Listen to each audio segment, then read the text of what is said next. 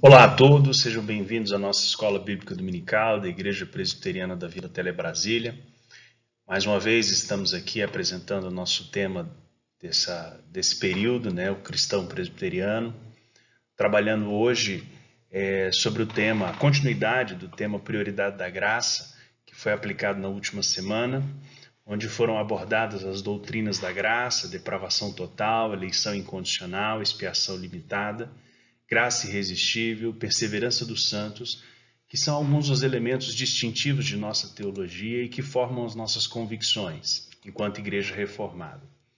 Hoje nós vamos abordar os efeitos dessa graça sobre as nossas vidas, os seus benefícios e aquilo que podemos trazer para o nosso cotidiano como entendimento a respeito de nossa doutrina e de nosso pensamento. Então hoje nós vamos à segunda parte dessa lição sobre a prioridade da graça, falando sobre a maravilhosa graça. O termo graça, ele está muito relacionado à vida religiosa, ou a uma expressão de cunho religioso. Em muitos segmentos religiosos, confunde-se graça com aspectos relacionados à troca. Graça é o favor imerecido, então não podemos compreender que para receber as graças de uma deidade é necessário apresentarmos oferendas a elas. Esse não é um princípio cristão, não nesta conotação. O cristianismo, ele apregou a graça como de fato um favor imerecido, algo que recebemos da parte de Deus.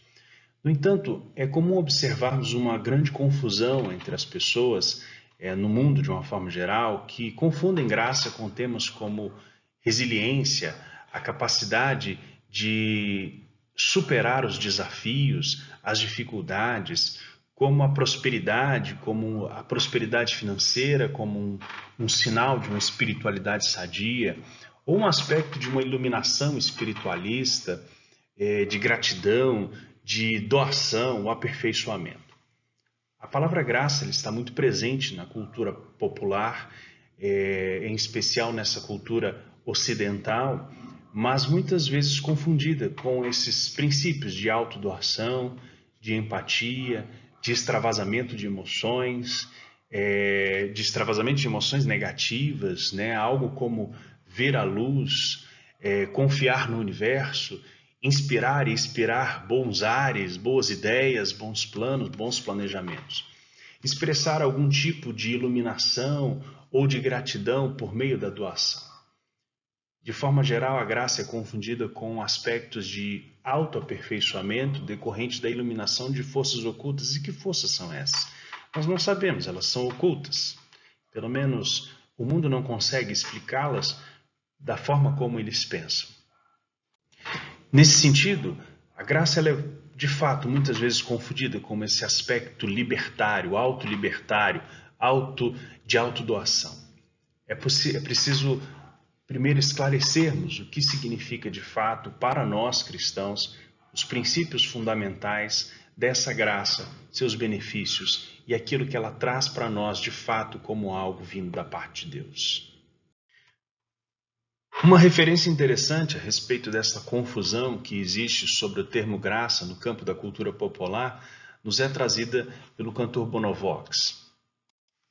Ele que tem suas origens de juventude vindas da Associação Cristã de Moços, ainda no campo do presbiterianismo irlandês. É interessante a observação dele que diz assim: a graça ela é uma ideia poderosa, realmente é. Ouvimos tanto sobre karma e tão pouco sobre graça. Toda religião ensina sobre o karma e que a gente recebe aquilo que investe. De fato, há essa troca. As oferendas são muitas vezes dadas nessas religiões, nessas outras religiões que falam a respeito da autoevolução humana, como algo que precisa ser feito para que possamos receber uma graça da divindade ou do universo. E ele continua dizendo o seguinte: até mesmo o cristianismo, que deveria tratar da graça, tem transformado a redenção em boas maneiras, ou no discurso correto, ou em boas obras. Temos que observar que os benefícios da graça dizem respeito à salvação do pecador. E, de fato, não dizem respeito às atitudes positivistas, humanistas. Em Efésios, no capítulo 2, nos versos 4 e 5, o apóstolo ele nos diz o seguinte: todavia Deus é rico em misericórdia pelo grande amor com que nos amou. Deu-nos vida juntamente com Cristo, quando ainda estávamos mortos em nossas transgressões.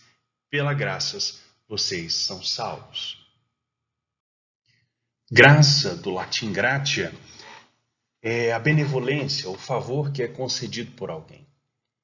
No grego, chari diz respeito ao amor incondicional, o dom gratuito, o favor que é concedido a alguém por meio de uma generosidade incondicional. Assim podemos compreender que graça é o resultado daquilo que é concedido a alguém que não tem condições de conquistar ou de alcançar aquele resultado. A graça, ela só é concedida a quem não tem o mérito, quem não tem a oportunidade ou a possibilidade de alcançar o resultado ou a bênção que se procura. E ela deve ser dispensada por aquele que tem esta dignidade, que tem o conteúdo necessário para aquele que receberá a graça. Então, a graça é a relação entre aquilo que é dispensado e aquilo que é recebido. A graça ela consiste no dom de Deus, que concede os homens e os torna capazes de alcançar a salvação. Os efeitos visíveis, eles são manifestos em atos de justiça, de bondade, misericórdia, que são os resultados da regeneração deste pecador que foi alcançado.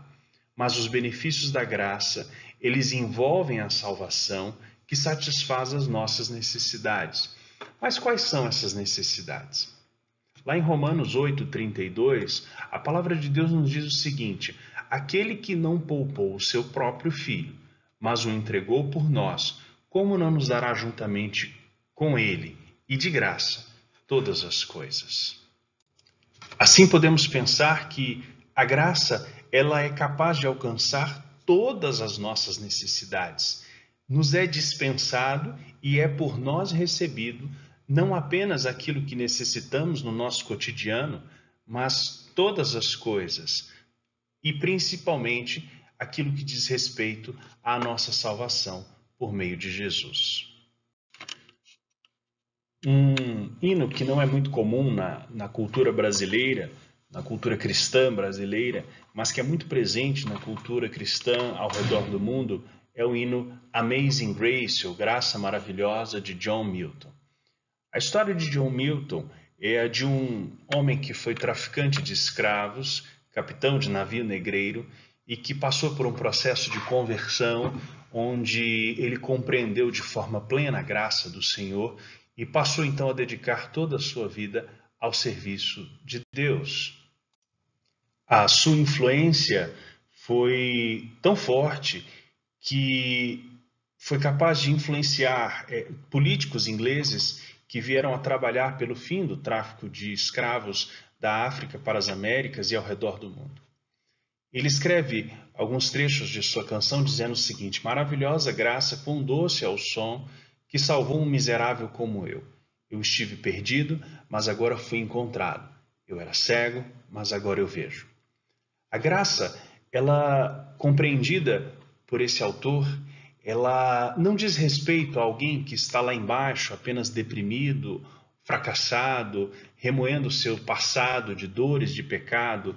Ela, de fato, é capaz de alcançar um desgraçado, alguém que ele considera como miserável, como perdido, como cego, incapaz de enxergar a respeito da própria vida ou da disposição de Deus. É alguém que está, de fato, à disposição da ira divina, mas ele resolveu nos salvar. O mas nos lembra Martin Lloyd-Jones, né, uma das referências usadas em nosso livro. Ele diz o seguinte, ele denota essa transição da ira para a misericórdia. Romanos, no capítulo 3, 23, o apóstolo Paulo ele nos diz: porque todos pecaram e estão destituídos da glória de Deus. É aí que ocorre então essa transição. A salvação ela não é resultado do esforço próprio ou da autoiluminação. Não é o caso de alguém, em algum momento de sua vida, de sua história, resolver que deve mudar a direção ou resolver que tem que fazer algo diferente porque passou a considerar aquilo justo. Essa graça, ela não é resultado, essa salvação, ela não é resultado do esforço próprio, não é resultado desse autoaperfeiçoamento humano. Ela é arraigada na promessa divina e no seu beneplácito de que nós seríamos transformados, de que nós seríamos redimidos dos nossos pecados. Há de fato uma transição, porque nenhuma de nossas ações são capazes de aplacar a ira divina. Nem mesmo a nossa morte é capaz de aplacar a ira divina. Apenas o sacrifício de Cristo, apenas a graça maravilhosa apresentada por Jesus Cristo é capaz de cumprir com a promessa divina e de nos conceder o seu beneplácito. Podemos falar assim então da graça especial ou da graça redentora, da graça da salvação. A redenção, ela é uma ocorrência extrínseca à própria capacidade ou valor do indivíduo. Temos que lembrar da aula anterior que nos disse que nós somos seres totalmente caídos, totalmente depravados a partir do pecado de Adão. É algo intrínseco às nossas vidas. Então, a salvação, ela não decorre de nenhuma atitude minha que me torne digno ou capaz de alcançar essa salvação, de alcançar a vontade de Deus. Essa vontade de Deus, ela só é alcançada por meio da obra de Cristo Jesus e por aquilo que de Cristo recebemos como resultado de sua graça. A justiça de Deus, ela é satisfeita na pessoa de Cristo. E Cristo, então, atribui a nós, pecadores, por meio de sua graça, a sua justiça. E essa justiça é que nos faz sermos redimidos, ou que nos torna salvos. Portanto, podemos dizer que a redenção, ela vem de Deus, ela é dom de Deus, e ela é uma dádiva imerecida, porque não há nada em nós que justifique esta salvação. A salvação, ela não decorre da iluminação de ideias, ou em seguir o fluxo ideológico de aperfeiçoamento social, humanístico ou espiritualista, como se pudéssemos ser aperfeiçoados, melhorados, para nos tornarmos mais dignos ou pessoas melhores. Ainda que isto seja de alguma forma desejável, não podemos compreender que isso seja suficiente para a nossa salvação. A graça especial, ela é o benefício da salvação que se estende somente aos escolhidos por Deus para a redenção eterna. Assim, a iluminação humana e os benefícios temporais que podem nos fazer aperfeiçoar para a vida, para a convivência em sociedade, para o aperfeiçoamento de nossas relações sociais, elas não são suficientes para a salvação, mas elas são também atribuídas àquilo que chamamos de graça comum, que será tratada a seguir. Um outro conceito que é importante compreendermos aqui é o conceito de graça comum ou de graça geral. Aqui temos a ideia de que Deus ele não abandona a sua criação, embora o homem tenha rompido o relacionamento com o Criador. Esse rompimento do relacionamento com o Criador, ele se dá no pecado de Adão, quando Adão e sua esposa resolvem desobedecer a Deus e estabelecem um rompimento de uma relação de amizade, tornam-se inimigos de Deus por causa de sua desobediência, não querem mais fazer a vontade de Deus, optaram desta forma. Ainda assim, Deus, por sua misericórdia, ele não abandona esse homem, ao contrário, ele acolhe no seu sofrimento, na sua dor, dá a ele uma promessa de redenção, que é aquilo que chamamos de graça especial que vimos, e nos dá também, e dá a ele também o sustento, o cuidado, continua mantendo o seu cuidado. Aqui esse conceito dessa graça comum, ela vem da ideia de que Deus ele continua sustentando a criação. Lá em Gênesis, no capítulo 8, versos 21 e 22, temos a experiência de Noé, quando após o dilúvio, ele faz uma oferta ao Senhor e o Senhor ele sente o aroma agradável daquela oferta, e Deus então faz uma promessa. Ele diz o seguinte: nunca mais amaldiçoarei a terra por causa do homem, pois o seu coração é inteiramente inclinado para o mal desde a infância. Deus não está dizendo que o ser humano possui algo bom, ao contrário, ele está dizendo é inteiramente inclinado para o mal. Ainda assim, ele diz: nunca destruirei todos os seres vivos como fiz desta vez. Ele diz: enquanto durar a terra, plantio, colheita, frio e calor, verão e inverno, dia e noite jamais cessarão. Aí nós vemos claramente que a manifestação daquilo que chamamos de graça comum, desse conceito teológico que se refere à graça de Deus que é dada a toda a humanidade. Nisso se inserem todos os aspectos relacionados ao nosso sustento, ao plantio, à colheita, ao sol, à chuva, ao desenvolvimento tecnológico, ao aperfeiçoamento da política, da nossa segurança pública, dos aspectos relacionados à saúde, ou seja, o mundo ele evolui dentro do seu caminho natural e isso é resultado da graça comum, a inteligência dada aos homens para o aperfeiçoamento, para o cuidado e para os benefícios que se estendem a todos os seres humanos sem qualquer distinção, a todas as famílias, sem nenhuma distinção de raça, credo, cor ou de qualquer outro valor humano. A graça ela é concedida por Deus por obra de sua soberania ou em sua soberania. Ele resolveu assim conceder benefícios a todos os seres humanos. A graça de Deus ela não se encerra nos aspectos cotidianos da vida. Ela não se limita às coisas que são visíveis, tangíveis e perecíveis, mas ela satisfaz as nossas necessidades primárias, em especial aquilo que diz respeito também à redenção, à salvação da morte, à salvação do preço do pecado, à salvação da ira de Deus. Isso nós chamamos de revelação divina ou aquilo que é o resultado da graça especial. A redenção, ela é intrínseca à autorrevelação de Deus feita em Cristo Jesus. Não se trata aqui dos benefícios normais, cotidianos, dos benefícios ordinários desse mundo.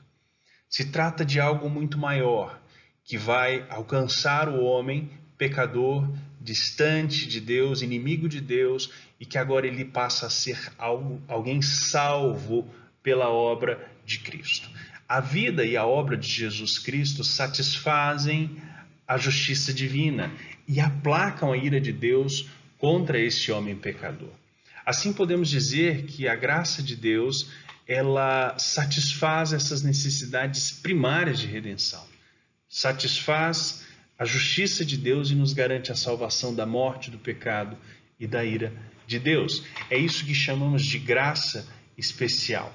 E essa graça é a revelação de Deus aos seus eleitos. O entendimento a respeito de graça, ele é resumido naquilo que chamamos dos 5 pontos do calvinismo, que foram trazidos na lição anterior dada pelo diácono João, onde falamos sobre a contraposição entre os remonstrantes, discípulos de Jacob e Arminius, e as conclusões do Sínodo de Dort, conclusões calvinistas reformadas, que fizeram essa contraposição. Temos então o entendimento claro de qual é o resultado da graça de Deus. Entendemos que a nossa depravação total não nos permitia sermos alcançados por Deus. Não nos permitia alcançarmos a Deus. Há um processo no qual a nossa salvação ela é um propósito de Deus, ela é promovida por Deus como resultado de sua graça, capaz de alcançar então os santos. E a isso chamamos então de doutrinas da graça, que fundamentam o nosso entendimento, as nossas convicções, o nosso pensamento e até mesmo o nosso relacionamento para com Deus. Voltamos ainda a uma conclusão da Confissão de Fé de Westminster, em seu item 16, o quinto parágrafo, ele diz assim: não podemos, pelas nossas melhores obras, merecer da mão de Deus perdão de pecado ou a vida eterna, porque é grande a desproporção que há entre eles e a glória por vir, e infinita a distância que vai de nós a Deus, a quem não podemos ser úteis por meio delas, nem se satisfazer pela dívida de nossos pecados anteriores, e porque, como boas procedem do Espírito, e como nossas são impuras e misturadas com tanta fraqueza e imperfeição, que não podem suportar a severidade do juízo de Deus. Assim, depois que tivermos feito tudo quanto podemos, temos cumprido tão somente o nosso dever e somos servos inúteis. Isso demonstra a distância que há entre nós e a graça e a glória divina. A distância que há entre os nossos pecados e a santidade de Deus, de forma que nada podemos fazer de bom ou de agradável, capaz de aplacar a justiça divina. Assim, então, podemos entender como um grande benefício a graça de Deus. Primeiro, porque ela nos transforma. Em Gálatas, no capítulo 2, no verso 19, ele diz assim: porque eu pela lei estou morto para a lei, para viver para Deus. Romanos 6,4 diz: de sorte que fomos sepultados com ele pelo batismo na morte, para que, como Cristo foi ressuscitado dentre os mortos, pela glória do Pai, assim andemos também em novidade de vida. Em Gálatas 2,20, ele diz: já estou crucificado com Cristo e vivo, não mais eu, mas Cristo vive em mim, e a vida que agora vivo na carne, vivo pela fé no Filho de Deus, o qual me amou e se entregou a si mesmo por mim. Romanos 12,2, ele diz: transformai-vos pela renovação do vosso espírito, para que possais discernir qual é a vontade de Deus, o que é bom e o que lhe agrada e o que é perfeito. Meus irmãos, aqui nós vemos que a graça ela tem um efeito transformador. Vemos nesses textos que lemos que há um processo de transformação, onde nós passamos, como diz lá Martin Lloyd-Jones, da ideia de que éramos pecadores, mas agora somos redimidos. Há um processo onde somos transformados não apenas na nossa condição, mas também da nossa conduta. E isso é o resultado da graça. Se a nossa vida, a nossa conduta, as nossas práticas, elas eram tão distantes da vontade de Deus, nós agora, por meio de Cristo, pela obra de Cristo, pela vida de Cristo, podemos então ser transformados. Isso é o resultado da graça, é o resultado da revelação especial. Passamos a entender pela obra do Espírito Santo que somos pecadores, mas que somos justificados e por isso alcançamos o perdão. Temos então a companhia divina, que refaz a imagem de Cristo no ser humano e retira a culpa e a influência do pecado de nossas vidas. A nova criatura, ela torna-se instrumento da justiça de Deus. Veja aí mais uma vez o que diz Romanos 12:2. Transformai-vos pela renovação do vosso espírito, para que possais discernir, como nova criatura, instrumento da justiça, qual é a vontade de Deus, o que é bom, o que lhe agrada e o que é perfeito. Conhecemos a misericórdia de Deus e por isso nós nos apresentamos a Deus em gratidão e somos então transformados pela sua graça. Aí sim, transformados pela sua graça para fazermos aquilo que é bom, aquilo que agrada a Deus e aquilo que é perfeito. E somente fazemos isso porque estamos em Cristo Jesus. Esta é a maravilhosa graça que transforma aquele miserável, aquele pecador, aquele cego, aquele desgraçado homem, em um homem agora cheio de graça, cheio de misericórdia, cheio de amor que vem de Deus. Ele diz assim: não obstante o que havemos dito, sendo aceitas por meio de Cristo as pessoas dos crentes, também são aceitas nele, em Cristo, as boas obras deles, dos crentes, não como se fossem nesta vida inteiramente puras e irrepreensíveis à vista de Deus, mas porque Deus, considerando-as em seu Filho Jesus Cristo, é servido a aceitar e recompensar aquilo que é sincero, feito pelos homens, embora seja acompanhado de muitas fraquezas e imperfeições, pois essa ainda é a nossa condição atual. Tudo que nos tornamos como nova criatura foi feito por meio de Cristo, pela obra dele, no interesse dele, pela graça dele, para sermos a imagem dele. E é isso que nos torna aceitos de Deus, estarmos em Cristo Jesus. Este é o resultado da graça. Este é o resultado das doutrinas da graça que vimos na semana passada. Somos aceitos por Deus por causa de Cristo, em Cristo e por meio de Cristo.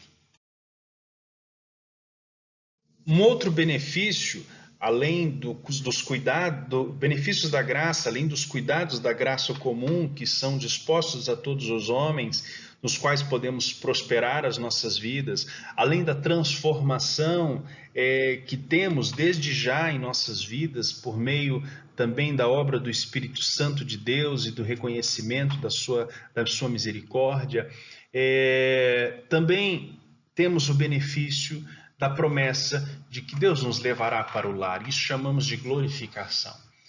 A Confissão de Fé, no capítulo 17, no seu item 17, ela diz o seguinte: os que Deus aceitou em seu bem-amado Jesus Cristo, os que chamou eficazmente e santificou pelo seu Espírito Santo, não podem decair do estado de graça.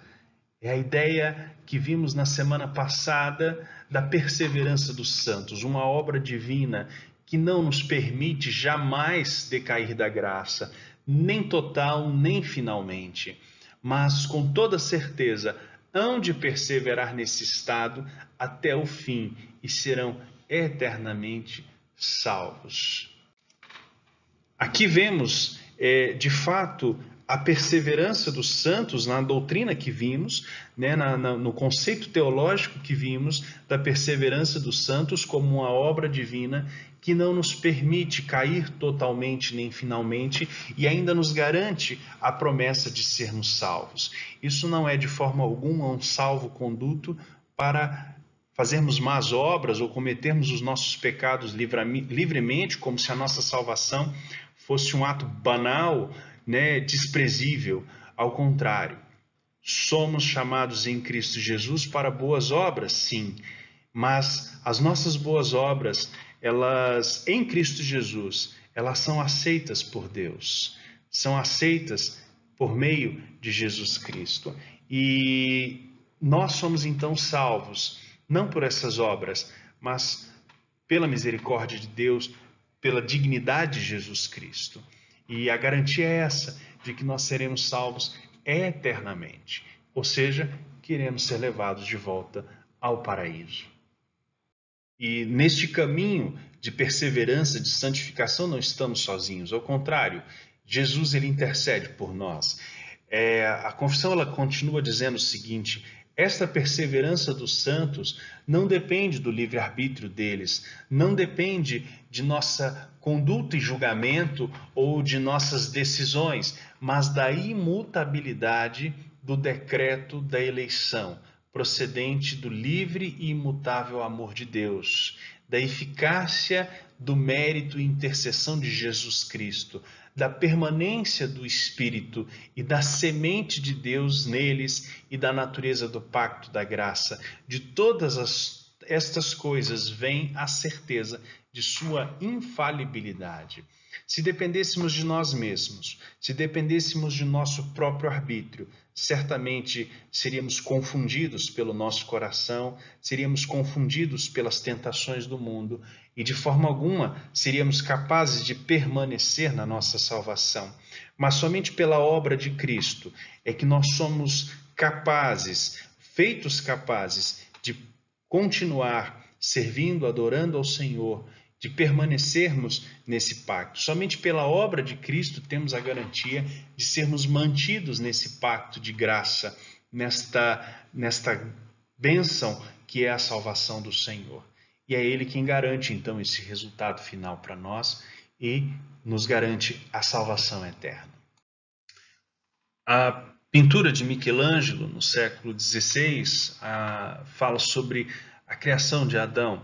É um momento distinto da obra de Jesus Cristo, né, que vimos, mas é interessante que os dedos do personagem, um que representa a figura de Deus e a outra do homem, eles estão quase se tocando e são o ponto alto dessa composição que tem esse toque do dedo de Deus no dedo do homem, logo ao centro da imagem. E a mão de Adão, ela ainda denota a falta de vitalidade, de vida, né? E que será conferida através do toque de Deus. O Criador, ele exibe o dedo, o indicador esticado, em um gesto simples e direto que agracia o homem com vida. Essa gravura nos mostra essa manifestação da graça de Deus capaz de dar a vida ao homem. É um ato divino, é uma ação de Deus para a salvação, né, para conceder a graça e a vida ao ser humano. E isso representa bem aquilo que é a obra de Deus em nossas vidas. Compreender a graça de Deus e os seus efeitos na sua misericórdia e na concessão dos seus benefícios é algo muito importante para nós, porque isso nos dá segurança, nos dá a tranquilidade de entendermos que a nossa salvação é garantida pelos méritos de Cristo. Ela nos dá a convicção de que somos chamados, amados por Deus e que não temos que temer a respeito de nossas vidas, ao contrário, temos que de fato nos entregar com alegria aos benefícios, à vontade de Deus, para que possamos viver por meio dos seus benefícios, daquilo que Ele alcançou para nós na cruz. Não sabemos quais são as dificuldades que virão sobre as nossas vidas. Não sabemos quais as dificuldades hão de existir ainda na nossa caminhada. Há um hino de nossa tradição que diz assim: não sei o que de mal ou bem aqui enfrentarei, se maus ou áureos dias vêm, se lutas eu terei, mas eu sei em quem tenho crido, estou bem certo que é poderoso para guardar o meu tesouro até o fim chegar, ou até o dia final. É isto que nós entendemos quando pensamos a respeito da graça de Deus, quando pensamos a respeito das doutrinas da graça de Deus. É importante vivermos na convicção que há no Salmo 16, no verso 11, tu me farás conhecer as veredas da vida, a alegria plena da tua presença, o eterno prazer da tua direita. Estar com Deus, viver a graça de Deus, viver sobre esses valores e os princípios do reino de Deus, da vontade de Deus, é para nós um benefício fantástico, é para nós algo maravilhoso. É graça de Deus. É isso que significa viver sobre a graça de Deus. Essas são as nossas convicções. Que Deus abençoe sua vida, abençoe essa lição e te faça refletir fortemente a respeito do que é o amor de Deus, do que é a graça de Deus em sua vida. Deus o abençoe. Abraço a todos.